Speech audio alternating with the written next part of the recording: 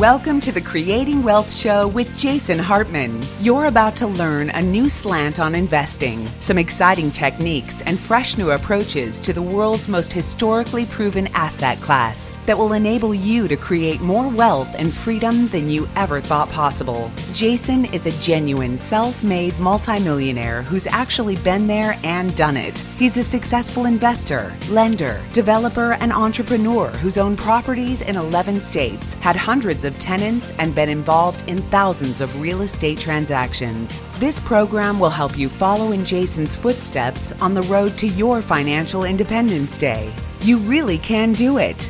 And now, here's your host, Jason Hartman, with the complete solution for real estate investors.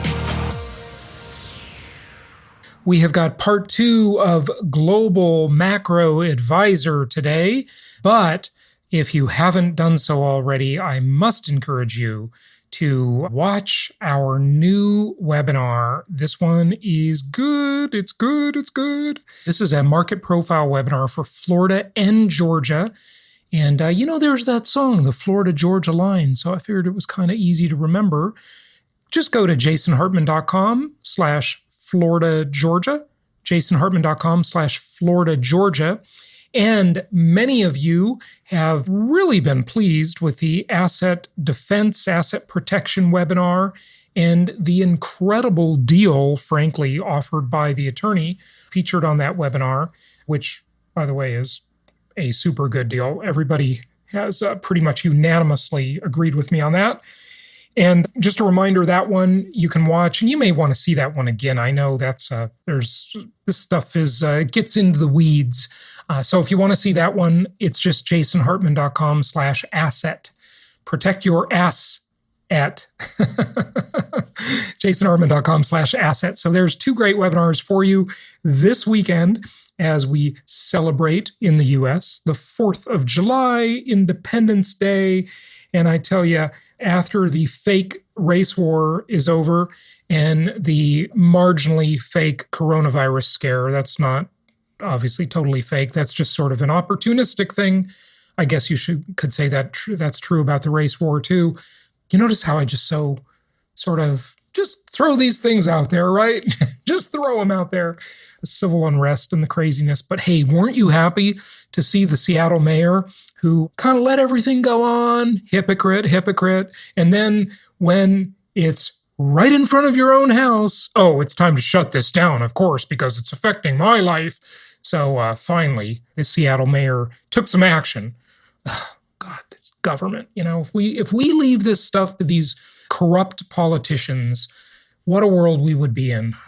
Thank God we have some redress. And by the way, I have to say, I know we have a lot of listeners in Hong Kong and, a decent amount in mainland China too. I got to say, I am sad for what has happened in Hong Kong. As you may know, the deal was when Britain turned it over back to the Chinese government, it was to remain a special administrative zone for 5 decades until 2047. And the Chinese government, the CCP, they're just not so interested in freedom, So they have really cracked down on Hong Kong. And I doubt that will remain the financial capital to the extent it has been in the past. This is the thing. This is one of the things. And we've talked to some degree over the years about international investing. I have been to 87 countries. I'm very much like to think of things as a world perspective. I like to think of myself as a citizen of the world, not just of the country where I actually have citizenship, the United States. And as such, when you look at real estate investing around the world, and this may well change, okay? By the way, here's my disclaimer, okay? One of many. I reserve the right to change my opinions because things change, okay? Things change. You never want to be that dinosaur that views the world from a lens that is out of date as the world has changed all around them. But right now and for the long foreseeable future, at least from this vantage point that we're in today. The U.S. has, of course, such a unique real estate market. It has such a unique market in so many ways: greater data transparency, better rule of law, access to comparable sales information, uniformity of practices. I know I say embrace the fragmentation, and it is fragmented, but compared to what? Compared to the way they do things in other countries, this is not fragmented at all, folks, if you compare it to that.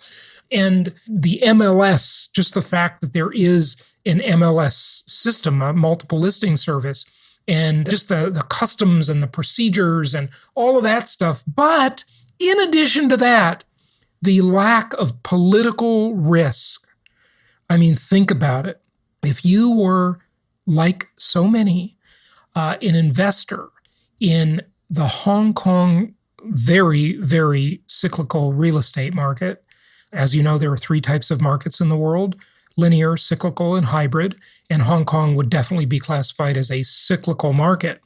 But you add to that, and of course, the speculators, some of them made a fortune investing in Hong Kong real estate. And Carmen and I were there last year and had a great time. Well, except we did get into one argument, and that wasn't so fun.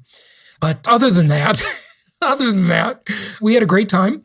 And you think of, and you look at how rich that little special administrative zone is, or district, I should say. And then you look at Macau. We went over to Macau as well. And boy, I had, I think for the first time in my life there, an ear infection. And we walked into this Chinese pharmacy in Macau, and the guy didn't speak much English, and I pointed at my ear, and he gave me some stuff, and I just took the chance because it was bothering me so much. It really hurt. I think that's the first time in my life I actually had an ear infection. Maybe when I was a little kid and don't remember it, but never had that before, and that was bothersome. But I digress. So I took a chance and put the drops in my ear, and I guess it helped a little bit, but that was that. What was I saying? Oh yeah, Hong Kong, that's what we're talking about. Political risk and speculators in the Hong Kong market at the right time buying properties, they made gobs of money. I mean, gobs of money. You know, if you're lucky, and it's pretty much just luck, folks, investing in a cyclical market and being the beneficiary of a good cycle, you know, that's the road to riches, because those properties will never, ever make sense from day one. They will never follow commandment number 5. What is commandment number 5, you ask? Thou shalt not gamble. No gambling. No gambling. Invest in properties that make sense the day you buy them. And how do you know if they make sense? Because they have good cash flow. They have a good rent-to-value ratio, which, by the way, not being a dinosaur, see, I'm not a dinosaur, I revised the rent-to-value ratio in a recent episode. Yes. Why did I revise that? Because the world changed around us. The world changed all around us. And we have to make new metrics and new ways to evaluate properties when the world changes. How did the world change? Well, we got the lowest interest rates in 3,000 years. 3,000 years. The lowest interest rates in 3,000 years. Did you catch that? Yeah, I know. Not 1,000 years. Not 2,000 years. 3,000 years. So if you think of someone in, I don't know, let's pick 800 BC. 800 BC, you know, if you're out trying to buy something and borrow money, you know, there was no Federal Reserve back then, clearly. That was, that was like the Federal Reserve has only had like 1/30th of that life, and it's been too long because most people listening were not alive when the Federal Reserve was created. In fact, I will venture to guess nobody listening was alive when the Federal Reserve was created, but it is possible because there are some people that are old enough to have been alive when the Federal Reserve was created and still be listening to the Creating Wealth Show. Thank you for listening. We appreciate it. So 3,000 years, 800 BC, you borrow money, you found a real estate deal you liked in 800 BC, and you'd pay a higher interest rate than you'd pay today. Yep, that's how good it is, folks. Make sure you appreciate it because it just got even better. So here's an article from Housing Wire. It says, housing market recovery, things are looking up. Trends remain positive. See, if you got all into negativity during the COVID crisis, you'd be missing this now. But I know most of you aren't because, hey, you've been buying properties like hotcakes. And I guess the overall impression is hotcakes always sell really well, don't they? So they're selling like hotcakes is the old saying. Well, I haven't had a hotcake in years. And, I'm not gluten-free. I eat gluten. I love bread. You know what bread I especially love the most? If, by the way, I know we have a lot of listeners in my old hometown, Orange County, California.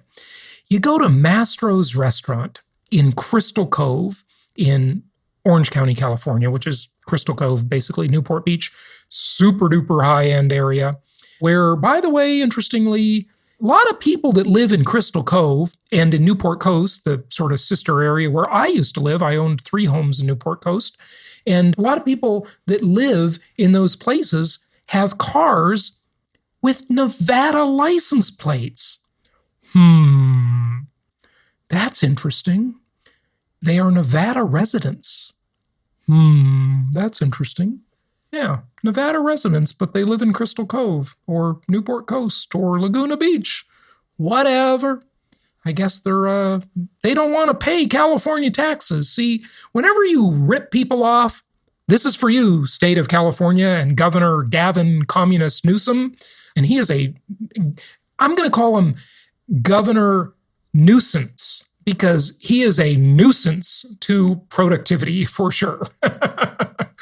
So Governor Nuisance, by the way, Governor Nuisance, you're certainly welcome to come on the show. I'd love to chat with you. I promise I'll be respectful, even though I will probably shred your silly ideas that you have. But they're not all silly. I don't disagree with everything you do, but, a lot of things.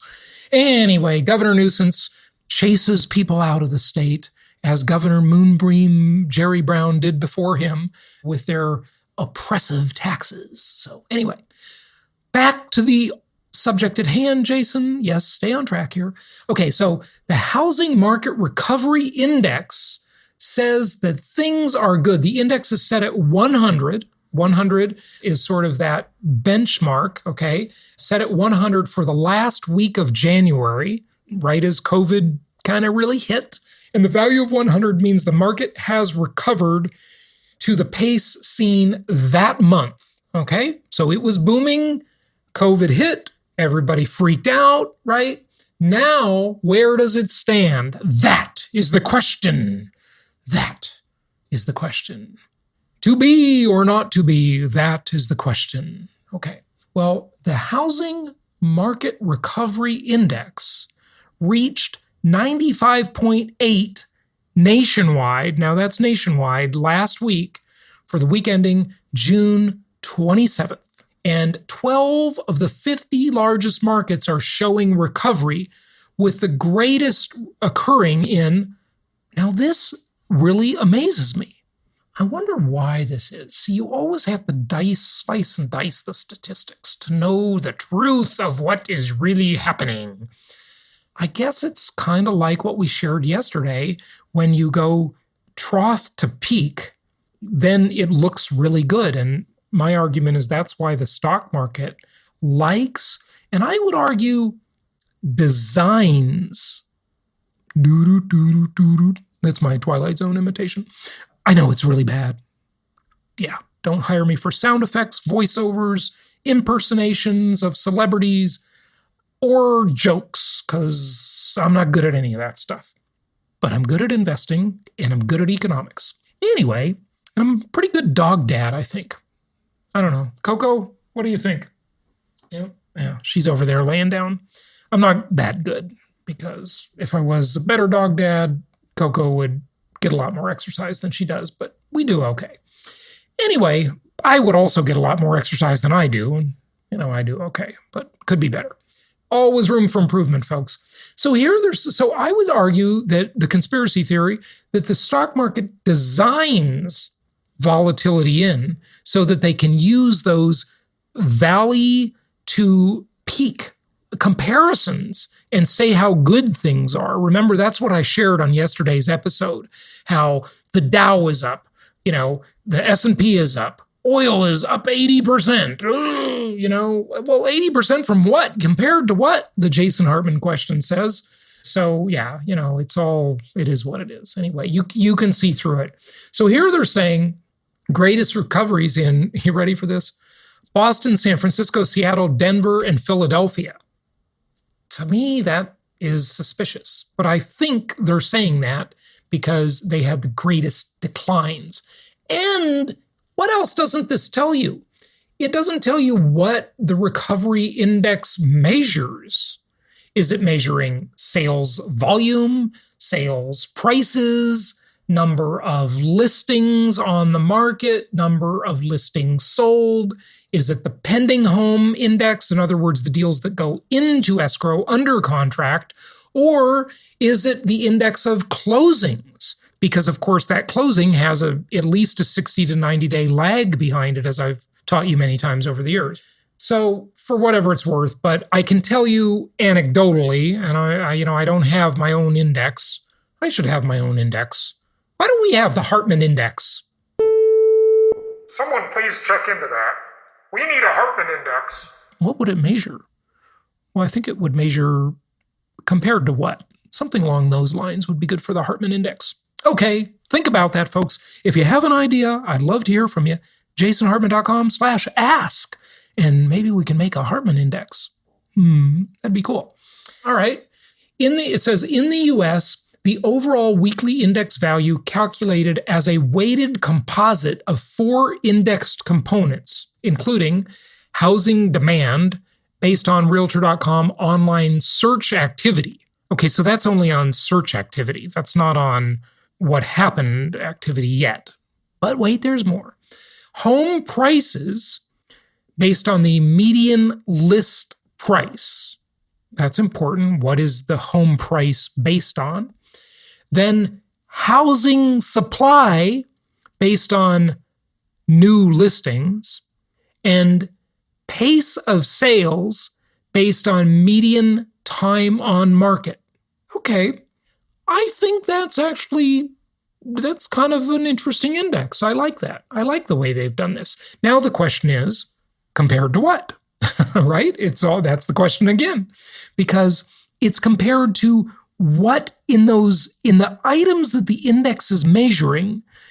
Remember, when the consumer price index, let's use that as a comparison here to talk about it in our thought experiment. When the consumer price index measures inflation or deflation, remember the way they trick us that I've taught you over the years is they fiddle and adjust the dials. They keep adjusting the dials on 3 things. The 3 main things they keep adjusting the dials on, okay? So think of it as a stereo system, right? Mostly think of it like an older stereo system with knobs and dials because it's much more cool to visualize it that way. You might have volume. Volume is the big knob or dial, right? And that just turns the volume up or down. But then you might have 3 others.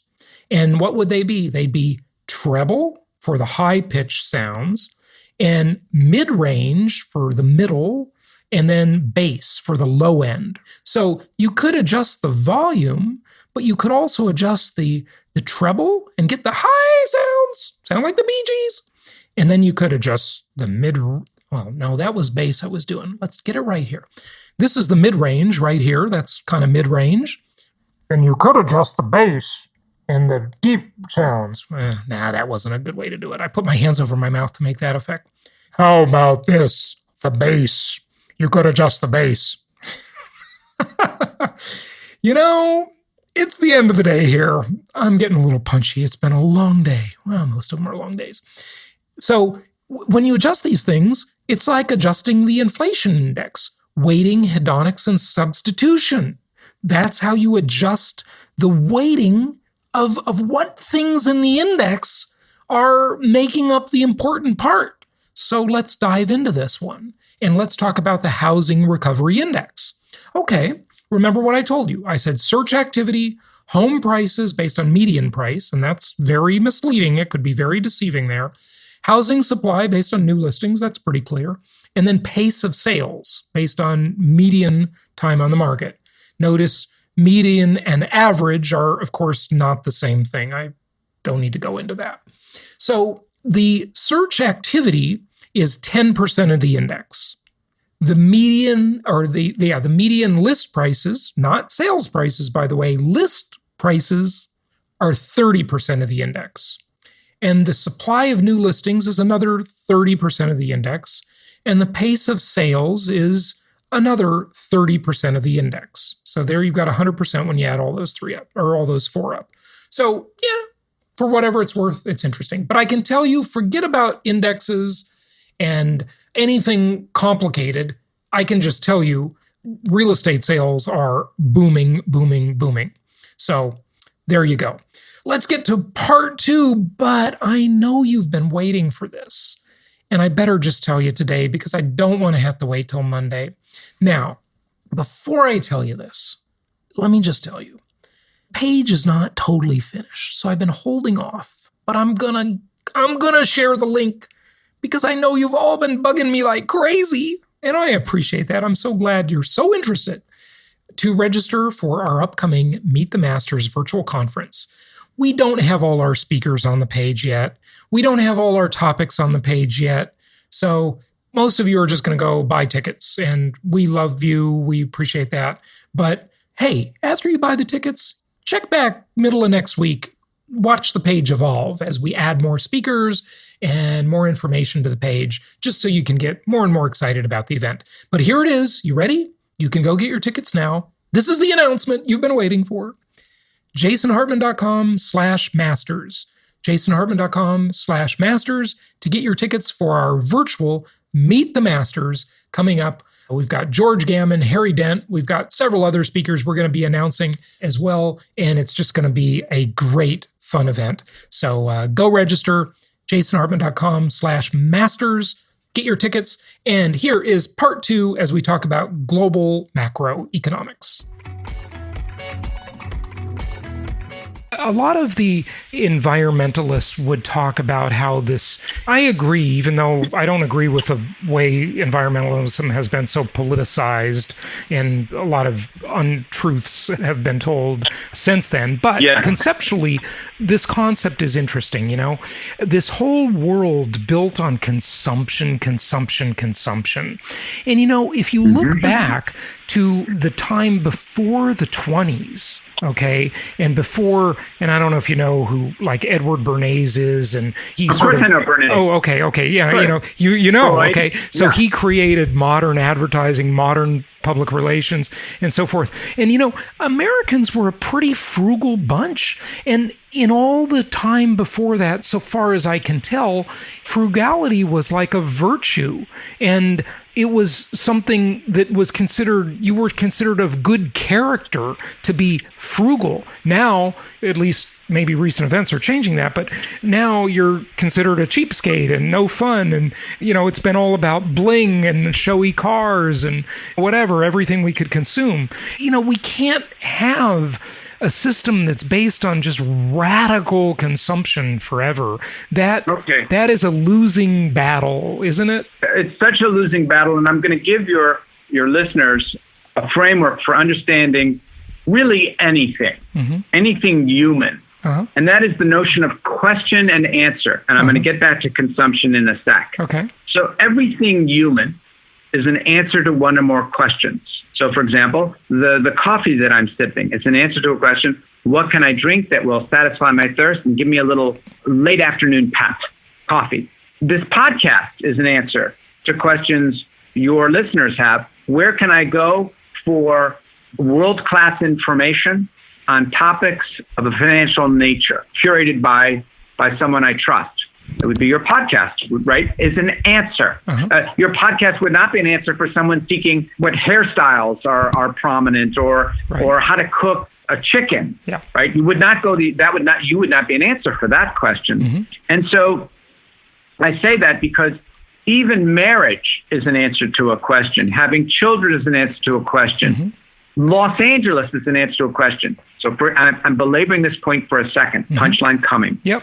So if someone wants to get ahead in the media world or music or arts or entertainment, LA is an answer to that question, mm-hmm. right? Houston, Texas is not an answer to that question. Mm-hmm. Houston, Texas would be an answer to other types of questions, but not that one. Yeah, like and oil. So, yeah. Right, oil, right? So it's really important. So what's happened in the world is we've equated things, even consumption, as an answer to a question. Right. We would hope, right, America, that predicated on freedom, giving one the opportunity in pursuit of happiness and liberty, right? You think about those things, freedom and happiness and opportunity. That's what America was about. And what's happened is we've equated if we get enough things, then we'll be happy. Mm-hmm. But it's left the world, in a state of despair. Mm-hmm. And I stated earlier, I only state what I know. If your listeners, this is an experiment that each can do on Google. If you go to the Google landing page, and in fact, Jason, you can do this right now. Mm-hmm. You go to the Google landing page, got to be the Google landing page. Okay, sure. And then you type in this. So about a year ago, I was curious, what are people interested in learning how to do? Okay. One would be like learning how to create wealth, right? Okay. Would be one thing. So let's type in without hitting enter to see what it autofills. How can I learn to? Oh, okay. I get it. That's good. Yeah. Okay. And what's the number one? How can I learn to? Okay. Sing, love myself, code, Bingo. meaning computer code, speak Spanish, Yeah, but wait, you type already hit faster, draw, play the piano, code for free, do the splits, play guitar. Yeah, but it's the second one that's the really critical love one. Love myself, yeah. How can I learn to love myself? Yeah, right. Now, wait, now here's another. Type in, why do I feel so? Okay. Type that in. Why do I feel so? We didn't think we were going to get a psychology session out of this, but this is great. Why do I feel so? And here's the answer. Mm-hmm. Tired. And number 2, alone. 3, bloated, weak, empty, sad, hot, nauseous, cold, depressed. That's it. Right. Tired, by the way, is a euphemism for depression. Yeah, I agree. Mostly. And so now I'm saying this isn't a lesson. This isn't an idle lesson in psychology. Yeah. Your listeners are interested in growing their wealth. And it's important they understand that that's what's going on in the world. Mm-hmm.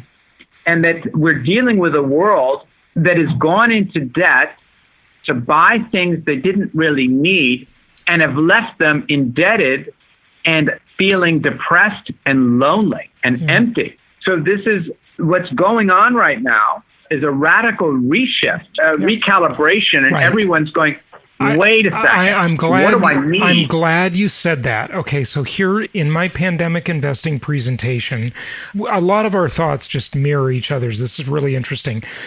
I have predicted that this recovery, when we wake up from this, we are going to wake up to a much smaller economy. And the reason is that 70% of our economy is based on consumerism. And I think people have really, truly changed. I think they've reevaluated their priorities. They are going to seek a simpler life. And I think a lot of this has been good for us in some ways, because a lot of people, I think, including myself, are really thinking about what is life really about? It's not about showing off a driveway full of overpriced cars. It's just not about a lot of this crazy stuff that we've all been doing. It's definitely still about financial freedom, but it doesn't have to be about massive consumerism trying to fill a void. There's a real centering, I think, that's going on, and I think a movement toward a simpler life. I could not agree more. It's not surprising that you and I mirror each other. We come at it through different lenses and arrive at the same point. Yeah, right. And I could not agree more. And now the challenge in the world is that people are gaining enlightenment about really what matters. If each of us look at what we've done in the last 10 to 12 weeks, we've narrowed down the number of people we see and reach out to. We're thinking about how we spend our time and with whom. And product purchases, we're thinking, do we really need another one of those? Yeah. And no, actually, we don't. One caveat to that before you go on that's kind of interesting is that people are spending on the home. The home has really become the center of the universe, and I think that trend will continue. People want to have a nice, comfortable home because they're stuck in it so much, and they're afraid they might be stuck in it again. So they are spending on home exercise equipment, furniture, home office equipment. I've definitely been spending more on my home. Okay, because this is where I'm spending all my time, Right. I didn't say we weren't spending money. Right. Do we need another one of those things? And right now, you're exactly right. What's gone on is money is shifted away from external spending. We're not going out to restaurants. So that means we're going to, and doing things socially. Global tourism is 10%. Got to let that land. Wow. Of the global economy. 10%. Yeah, that's big. That's gone. That's just flat out gone. So the global GDP just from tourism, that's gone. So that'll take $8 trillion or so away from the global economy, right? Because it's about an $80 trillion GDP, right? There you go. Yeah. So what's gone on is a reshifting of where we spend the money. So, for example, clothing. We don't need lots more clothes. We're not going out as much. And we can rewash the things we have. But we are, creature comforts at home, that's where we're spending our money. We're not going to Equinox Gym. We're going to buy a Peloton. Right? And by the way, Peloton stock was getting went through crushed the roof. before COVID. It was getting crushed, and now it's through the roof. I know. Right, through the roof. And so there were lots of things. You look at, anything involving work at home or play at home, stay at home, has done extraordinarily well.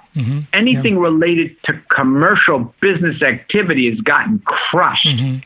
And so airlines, they've gotten crushed. But Zoom meetings, Zoom stock, ZM, or Microsoft, anything that a technology that allows you to do things at home or interact, distance from at home, like Zoom meetings, or anything involving doing things at home, whether it's exercise, entertainment, living. So you're right. Things like Lowe's and Home Depot. People are spending a lot more on home improvement. Absolutely. Swimming pools. Okay, we're not going to go out. We don't want to go to a public pool anymore. Right? A number of these trends were in place before COVID, and COVID has just accelerated them. COVID has accelerated everything, Just accelerated so much. And so you're right. Of course, people are spending. It's a shift. They're not spending it outside the home, they're spending it inside the home. And so life inside the home and anything that allows us, to reach out of the home via technology, those companies have done extraordinarily well. Yeah, absolutely. Very interesting talk. I could talk with you, Adam, for 3 or 4 hours quite easily. And you're an interesting person. You got some insights. Wrap it up for us with any closing thoughts, maybe something we didn't talk about already, whatever you want to leave us with. Well, I think the key thing is this. I've spoken about this theme since 3.5 years ago when I was with Tim Ferriss. And back in 2016, I said, pay attention to things that don't make sense. And that's true internally when you yourself, as an investor, your listeners, so each individual, your listeners, when you yourself go, that's odd, or you hear a commentator or some political or corporate or some expert on something say, that's odd, that anomalies are signs of enormous opportunity. And instead of just going, that's strange, and forgetting about it, go, that's strange, great. That's $1 million opportunity or more. And so whenever things don't make sense in your environment, or you hear others saying it, they are blind to what's going on. They go, that's strange. Wonder why that stock keeps going up. So again, things that, or something's going down, doesn't matter. It's a sign of something hugely powerful. Get in on it. Mm-hmm. Good. Yeah. Things Good that advice. don't make sense. Very interesting, Adam. So watch out for those things that don't make sense. That's counterintuitive, but it needs to be considered because this time it really is different. I think we've agreed on that, right? Absolutely. Yeah, good stuff. Adam, give out your website. I want to thank you, Jason, for giving me the opportunity. I try to share what I know about the world freely. My pleasure. And so my clients, more detailed information, hedge fund managers, different, but such wisdom I have about the world and insights I'd like to share. If they go to IamAdamRobinson.com, I share a lot there. Good and stuff. Twitter, again, I am Adam Robinson. On Twitter? Yes, okay. Both. Excellent. Adam Robinson, thank you so much for joining us and happy investing. Thank you so much, Jason.